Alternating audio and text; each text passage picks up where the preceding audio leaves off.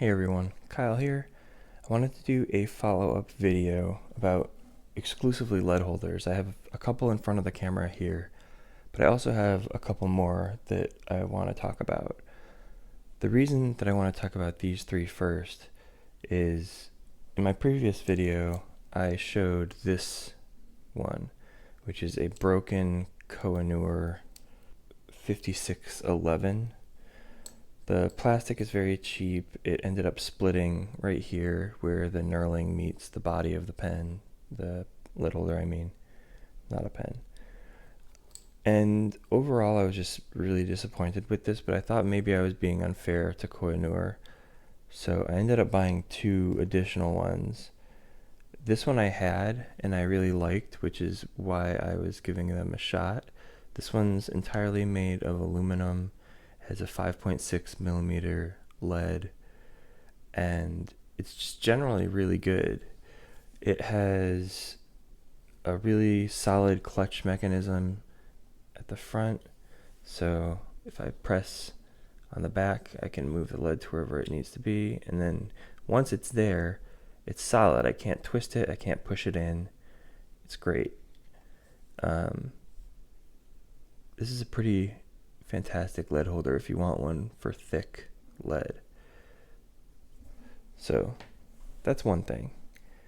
I bought these two because, again, I wanted to have a separation between light lead and dark lead, so I was thinking maybe I can use this yellow one for light lead, I'll use the black one for dark lead. But I was trying to record this video yesterday, and I was sharpening these up and kind of messing around with them to get initial impressions, and the initial impressions were not good. Overall, I like the look and I like the feel of these two lead holders, but the problem comes in when you start to factor in their function. As lead holders, they're not very good at holding lead, which is important. So this one is the Koh-I-Noor 8201, and it has a sharpener built into the cap here. The sharpener is not great. It's like a little series of blades that you put on top of the lead and then you spin. Problem is it makes a mess wherever you're doing that. So I'm not a huge fan of the sharpener. The other problem, and the biggest problem, is that if you're sharpening a new lead, this doesn't work. And if you want to use any of these types of sharpeners, it doesn't work. Yeah. So yesterday I tried to use my favorite sharpener, this Uni one, and put it in, try to sharpen. Wow, that's much less lead than I thought I'd have. The reason for that is because it can't hold lead. If I just push down, I can push the lead back into the pencil. The reason it doesn't work on either of these sharpeners is because in addition to pushing it back into the pencil, it also allows the lead to spin within the pencil. So here's the lead, and I can just spin it freely. So when I try to use a sharpener like this or this, it bites into the lead and then just turns it. So if you use a rotary sharpener, it sharpens only one side of it. And if you use something like this, it's kind of a more traditional pencil sharpener type style. It's the same thing.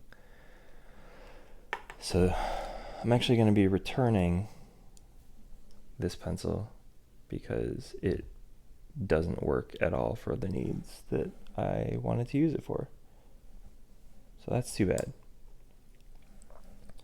This one suffers from a lot of the same issues, which is crazy to me.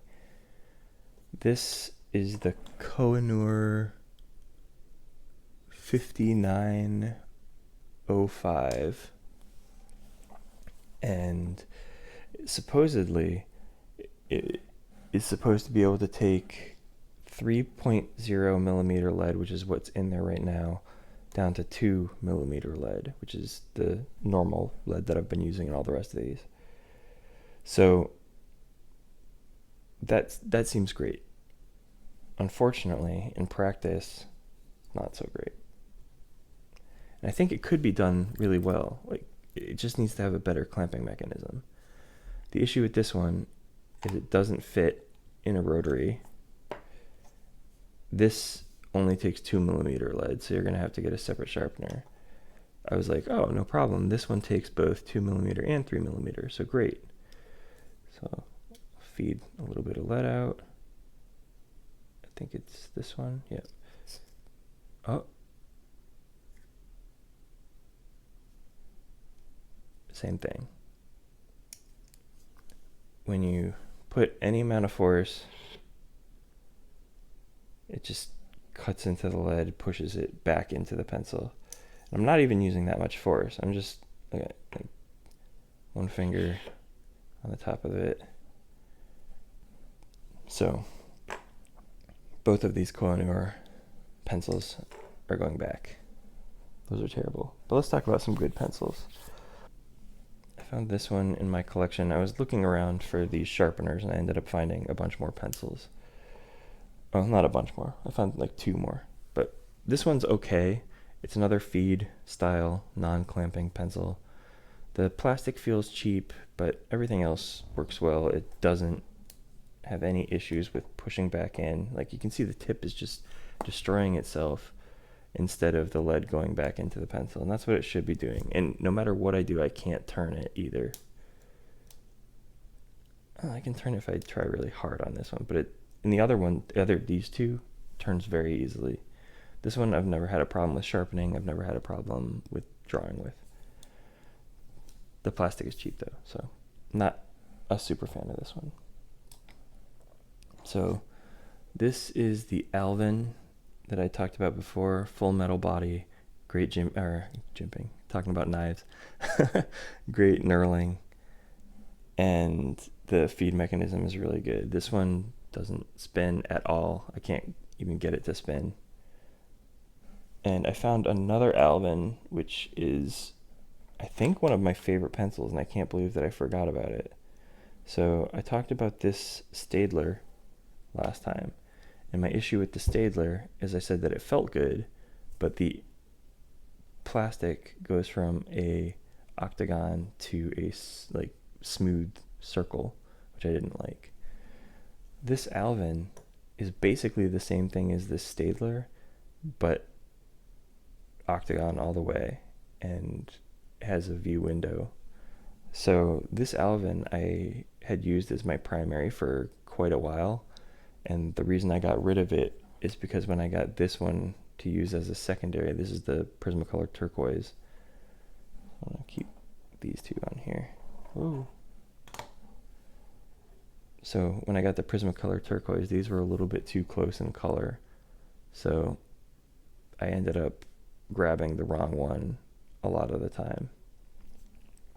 If I end up using the 2 Alvin pens though, I think those are different enough in color where I can tell them apart just by glancing over at them and not need to think about it too much. So I think these are going to end up being my 2 primary pencils that I use when I'm drawing. I'm just so disappointed in these 2 Koh-I-Noor ones. Thanks for watching, guys. I'll be back again with another video about drawing materials, and hopefully this was helpful. These are garbage. These are great. Peace.